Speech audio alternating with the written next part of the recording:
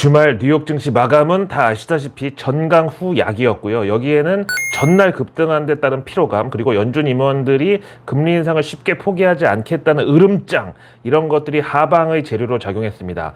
여기다가 원달러 환율이 급등락을 거듭하면서 MSCI 한국 지수도 결국 하락폭이 커졌었는데요. 우리 내일 월요일장 개장 때 환율 1270원대 요 선을 공방으로 외국인들의 선물 매수 매도 이 플레이를 우리가 조금 지켜볼 필요가 있겠습니다.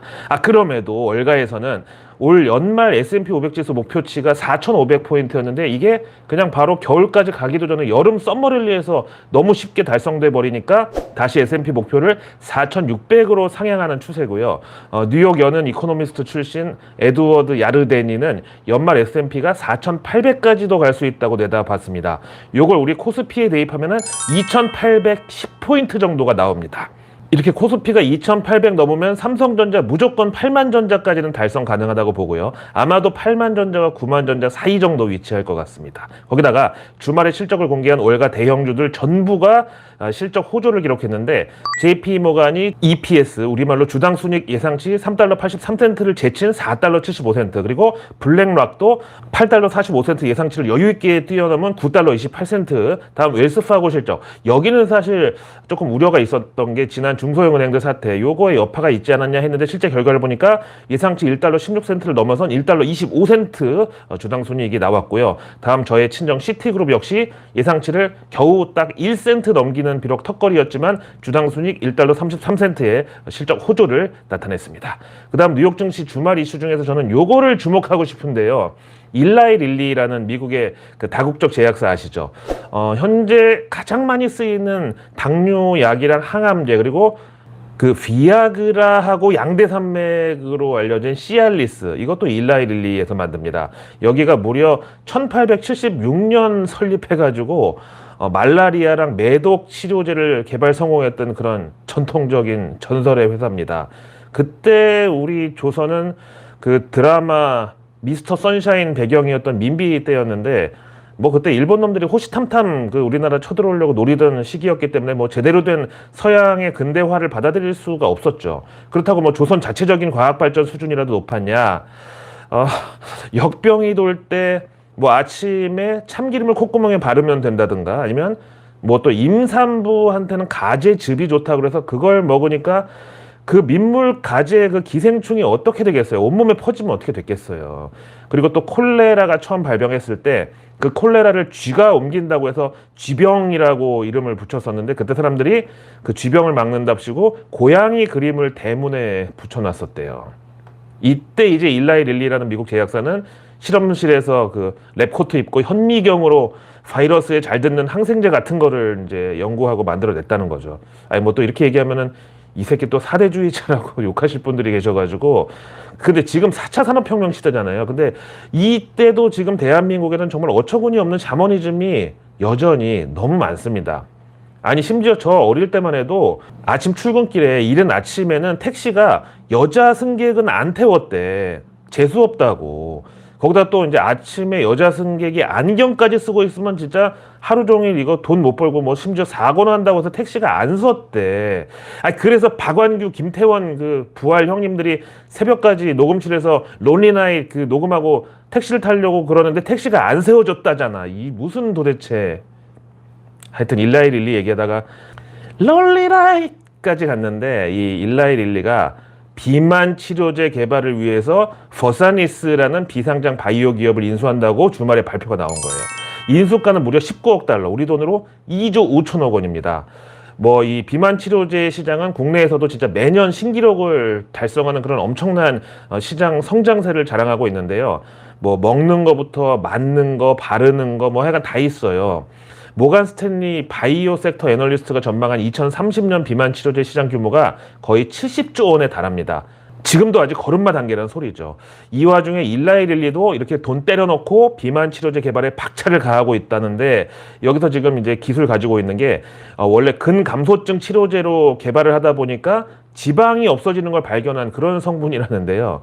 마치 이거 그 3M에서 무독성 순간접착제 개발하다가 포스트잇 만든 것처럼 그런 상황이죠. 그래서 저는 이 일라이 릴리가 지금 이미 서울대병원, 뭐 한양대병원 이런 데랑 공동으로 비만 치료제 임상 실험도 하고 있다고 들었는데, 아시다시피 서양인들하고 우리하고는 당연히 체질도 다르고 비만의 어떤 그 원인도 치료법도 다 다를 수밖에 없죠. 그래서 한국형 비만 치료제 시장이 이번에 공개된 이 일라이 릴리의 2조 5천억 원 현찰 박치기, 여기에 자극받을 수 있는 모멘텀이 아닌가 저는 생각합니다. 또 이렇게 보통 대규모 M&A 건에 대해서는 야, 과연 이거 이렇게 돈 허벅지게 갖다 바치고 이거 과연 뽑아낼 수 있겠냐, 이렇게 특히 이제 바이오 업종의 경우는 증시에서 회의적인 반응이 대부분인데, 이번에 일라이 릴리의 벌사니스 인수 발표 후에 일라이 릴리 주가가 3.4% 급등하면서 투자자들의 기대감이 그대로 여기 투영이 됐다는 거죠. 런하 반갑습니다. 지금 전국적으로 홍수 피해가 장난이 아닌데 여러 구독자분들은 지금 평안하신지 모르겠습니다. 이번에 그 지하차도 수몰 사고 난 오송 지하차도 있잖아요. 제가 2주 전에 세종시에 갔다가 거기 그대로 지나갔거든요. 진짜 너무너무 섬뜩하고요. 늘 말씀드리지만 안전과 건강이 최고입니다.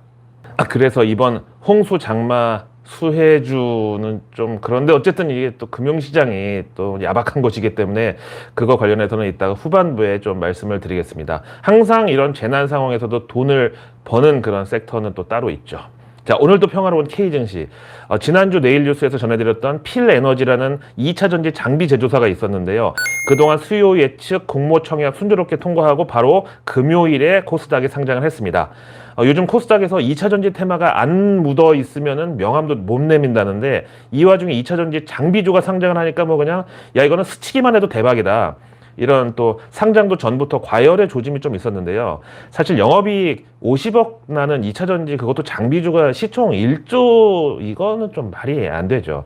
하여튼 근데 이렇게 많은 사람들이 또 달려들었으니 금요일 상장 당일에 237% 급등하면서 공모가 34,000원짜리가 종가 11만 4,600원을 찍었습니다. 당연히 뭐 공모 들어가신 분들은 대박이 났죠. 근데 문제는 그렇게 상장 첫날 잭팟으로 마감하고 모두가 해피한 와중에 장 끝나고 공시가 하나 떡 하고 올라왔는데, 바로 전환사채 물량 120만 주가 한 방에 풀렸다는 겁니다. 그것도 상장 첫날에. 어쩐지 그냥 처음 따따상 갔다가 거기서 풀리면서 좀 내려오더라고. 근데 사람들이 이게 기회다 해가지고 다 달려들었거든요. 근데 이 전환사채 행사 가격이 주당 13,333원. 심지어 공모가 34,000원에 3분의 1 가격도 안 돼요. 이게 지금 무슨 상황인지 이해가 되세요?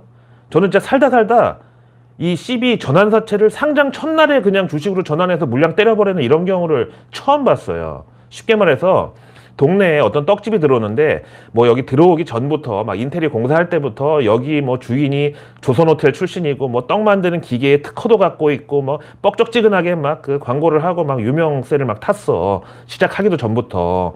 그래서 또 이제 우리가 개업발, 오픈런 이런 거에 또 이게 또 혹하잖아요. 그래가지고 아예 여기 오픈하기 전에 이미 쿠폰하고 상품권 발행한 거 이런 거 막 사놨어.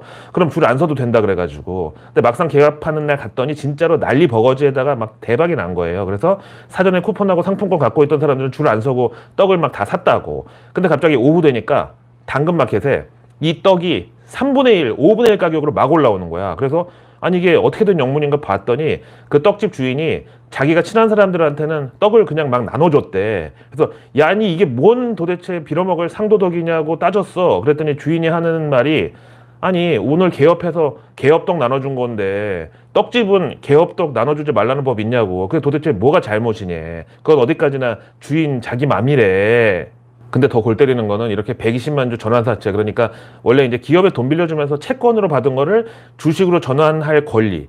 그래서 이제 그게 추가 상장되는 물량, 이게 전체 유통 주식수 280만 주 대비 42% 물량이 한순간에 하루 만에, 그것도 상장 첫날 풀려버렸다는 거예요. 그래서 장 마감 후에 이 공시 나오자마자 당연히 시간 외 거래에서 하한가로 직행해버렸습니다. 그래도 그 전환사채 투자자는 뭐 주식 취득 단가가 13,333원이니까 뭐 어떻게 해도 대박이지 뭐. 근데 이 필에너지 모회사인 필옵틱스라고 있는데, 여기는 이제 자회사 상장시키면서 알짜 자회사 지분 뺏겼다고 해서 하한가를 맞았는데, 여기도 금요일장 마감 후에 거의 반값의 전환사채 추가 상장 공시가 떠버렸습니다. 물론 이 필 에너지는 2대 주주가 삼성 SDI라는 점도 공모 청약 당시부터 큰 주목을 받았었는데, 아니 이거 정말 이렇게 되면 삼성 SDI는 앞으로 어떻게 과연 이걸 할 건지, 정말 무슨 통수에 꼬리를 무는 통수 이것도 아니고, 근데 이런데도 주식을 사는 건 그 회사 오너랑 동업자가 되는 거라고 그딴 개소리를 전 국민 대상으로 떠들고 다닌 인간이 이번에 그 유튜브 채널을 상장시킨다고 지금 금감원 출신 대표이사 영입하고 뭐 상장 예비심사 청구 준비를 한대요. 지랄하고 자빠졌네. 이러니 외국인들이 K 주식 공매도를 못 끊지. 코리아 디스카운트라는 말이 외국인들 입장에서 의역을 해보자면은 아주 그냥 이 코리아 주식은 제값 주고 사면 병신이라는 뜻이에요. 저렇게 무제한 찍어내는 주식 가치가 도대체 어떻게 제대로 유지가 되겠냐고. 근데 그렇다고 제가 뭐 외국인 공매도를 찬성하는 입장도 아니지만 이게 또 불법만 하지 않으면 문제를 삼을 수는 없는 건데, 이번에 금융위원회 행정조치 관련 자료를 보니까 외국계 증권사들 7곳이 불법 무차입 공매도로 적발됐다고 합니다. 그러니까 아직도 이 불법 공매도가 K증시에서 사라지지를 않고 있습니다. 이 말은 야, K 주식 그거 제값 주고 사는 거 아니라고 값을 후려치는 것까지는 그래 좋은데, 그나마도 돈도 안 내고 그냥 세벼간 놈들이다 이거야. 근데 여기에 대한 과징금이 보니까 JP모간 110만 원, 그리고 제일 심하게 무차입 공매도 때린 미즈호 증권이 7억 3,370만 원. 아니 이게 이 사람들한테 거의 껌값 아니에요? 거기다 이번에 보니까 에코프로 BM을 공매도한 기관 중에서 보니까 캐나다 퀘벡주 연기금 CDPQ라고 여기도 무차입 공매도를 때린 게 밝혀져가지고 과징금을 받았더라고요. 근데 액수가 달량 6,480만 원. 여기 운용 규모가 500조 원이 넘습니다. 그럼 여기서 에코프로 BM 이 공매도 지금 이번에 금융이 적발된 거 이 얘기 나온 김에 에코프로 그 지주사의 최근 상황을 보면은 공매도 세력이 완전히 이제 판정패를 당한 걸로 보이는데, 과연 그렇다고 완전한 개인들의 승리냐 하면 또 그거는 아니라는 건데요. 여기 자료를 보세요. 원래 자본시장법상 상장 주식수 대비 0.5% 이상의 대량 공매도 잔고를 보유한 기관이든 개인이든 하여간 그 주체는 내역을 공시하게 돼 있거든요. 여기 보면은 에코프로 삼형제에 골드만삭스, JP모간, 메릴린치, 시티, 모간 스탠리, 바클레이즈, 아주 그냥 월가에서 둘째가라면 서러워할 그런 기관들 다 들어가 있어요. 근데 조금 수상쩍은 게 여기 이제 보시면 국적이 다 영국으로 돼 있잖아요. 이게 무슨 소리냐 하면은 저런 월가 대형 금융사들의 본사가 아닌 영국 법인들이 자기네 이제 한국 지사를 통해서, 여기 모간 스탠리만 보니까 아시아 디비전, 그러니까 홍콩 지사를 통해서 이 에코프로 그룹주들의 공매도를 대량으로 장전해 놨다 이거예요. 근데 저는 이 중에서 제일 소름 끼치는 아주 그냥 제일 독종인 애들이 어디라고 보냐면은 바로 골드만삭스. 왜냐하면 다른 공매도 대량 보유 외국인들은 최초 의무 발생일, 그러니까 공매도 수량이 총 주식수의 0.5%를 넘겨서 보유하게 된 그 시점이 대부분 올해 3월 혹은 5월, 그러니까 이제 에코프로 기준으로 단기 고점 한 번씩 찍었을 때 그때였는데, 근데 이 골드만삭스는 작년 7월 달부터 에코프로 BM 공매도를 계속 들고 있는데 아직까지도 상환 청산 안 하고 버티고 있어. 지난주 내일뉴스 미리 보기에서 말씀드렸듯이 이 골드만삭스는 K증시, 카카오뱅크서부터 금호, 석유 등등 하여간 하방으로 잡아뜨리는 걸로는 진짜 이거 완전 유단자급인데, 왜 아직도 이 에코프로 BM 이거 작년 7월이면은 당시 주가 10만 원 정도 할 때였는데 그때 공매도 친 거를 아직도 계속 이자 내고 수수료 갖다 바치면서까지 유지를 하고 있다? 요거 뭐지? 자, 오늘의 외국계 리포트는 모간 스탠리에서 풍력 대장주 CS윈드의 최근 덴마크 해상 풍력업체 블라트 인수 관련해가지고 해상 풍력 타워 시장에 진출한 데 의미를 두고, 대신 여기가 덴마크 회사라서 CS윈드에 그 추가로 미국 정부 IRA 혜택을 주지는 못하겠지만 미국이 풍력 제품에 부과하는 반덤핑 관세를 줄이는 효과는 기대할 수 있다 그러면서 투자 의견 오버웨이트의 목표가 10만 2천 원 제시했습니다. 다음 노무라 증권은 현대 미포조선에 대해서 목표가를 기존 11만 원에서 이번에 11만 5천 원으로 상향하고 투자 의견 역시 매수. 다음 HSBC가 두산 밥캣에 대해서 목표가를 기존 7만 7천 원에서 이번에 8만 2천 원으로 상향했고 투자 의견은 매수. 이거 웬일로 외국인이 두산그룹주에 대해서 러브콜이 들어왔네요. 다음 모간 스탠리가 신세계에 대해서 6월 백화점 총 매출이 감소했고 명품, 면세 전부 다 매출 감소라면서 목표가 23만 원의 투자 의견은 이퀄 웨이트, 즉 시장 비중으로 제시했습니다. 아니 이거 1년 만에 지금 반토막 됐다가 겨우 좀 반등하나 했더니 비중 확대 추가 매수는 좀 조심하라는 소리죠. 그래서 내일 뉴스는 내일 보면 너무 늦습니다. 구독과 알림 설정만으로 아직 나오지 않은 오늘 뉴스도 아닌 내일의 뉴스를 매일 저녁 여러분들의 안방으로 제가 직접 배달 갑니다. 자, 내일은 7월 17일 월요일인데요. 먼저 정부 일정 보시죠. 일단 지금 정부는 홍수 피해 대책 관련해 가지고 비상 대응 체계에 들어갔습니다. 당장 내일 월요일도 이제 굳이 위험하게 출근하지 말라고 그래서 재택 근무하는 기업들이 많을 텐데요. 이럴 때는 그 코로나 한창 때 잘 나갔던 언택트, 원격 근무, 화상회의 이런 쪽이 증시에서 주인공이죠. 그래서 또 여기다가 비상식량하고 밀키트 이쪽으로도 증시에서 수혜 줍니다. 뭐 씁쓸한 표현이긴 하지만 그렇게 경제와 금융시장은 냉정한 곳이죠. 이어서 내일 월요일 산업부가 6월 자동차 산업 동향을 발표하는데 최근 자동차 업계의 가장 큰 이슈는 전기차 출고 대수는 점점 늘어나는데 과연 충전 인프라를 어떻게 확충을 할 거냐. 그리고 또 이제 테슬라의 중국 생산분 모델 Y가 곧 인하된 가격으로 한국에 수입되는데 여기에 대한 국내 업체들의 대응. 다음 내일 과기부가 퀀텀 코리아 2023 후속 전시회를 개최하는데 요거 뉴스 플로우에 타기 좋습니다. 여기에 핵심 주제가 바로 양자 기술 이쪽입니다. 다트에다가 양자 기술 검색해 보면은 여러 가지 종목들이 있습니다. 참 여기서 K엔터 관련해서 이걸 전해드려야 되는데 주말에 미국 최대 음원 스트리밍 플랫폼 스포티파이라고 있는데 여기 BTS 멤버였던 정국이 형이 1위를 찍었습니다. 게다가 솔로 데뷔해서 바로 1600만의 스트리밍을 넘어서 가지고 글로벌 1위, 미국 1위, 그리고 전 세계 통틀어서 3위 기록이라고 합니다. 1위 기록은 테일러 스위프트. 야, 이 미국에서 그 테일러 스위프트를 위협할 만한 성과를 냈다고. 그러니까 옹박 그 영화 출연했던 그 연락봉 따위 그 형님이 앨범을 냈는데 그게 아이유를 위협했다고. 이게 대단한 거 아닙니까? 근데 내일 7월 17일 월요일은 SM 소속의 NCT 드림이 정규 3집 ISTJ로 컴백 출격할 예정이라고 합니다. 또 기대가 되죠.